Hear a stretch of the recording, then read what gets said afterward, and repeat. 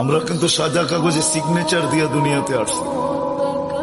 যদিও আমাদের সমাজের হাজারো মানুষ পাওয়া যায় ইচ্ছা স্বাধীনতার কারণে হারায় গেছে, এখন আল্লাহকে মানতে চায় না, রসুলকে মানতে চায় না, ইচ্ছা স্বাধীনতার কারণে। ইচ্ছা স্বাধীনতা বোঝেন?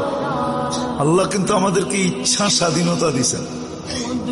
এই জন্য আপনি আর আমি যেমন খুশি তেমন চিন্তা করতে পারি, যা খুশি তা বলতে পারি, যা খুশি তা লিখতে পারি, যেমন খুশি তেমন চলতে পারি।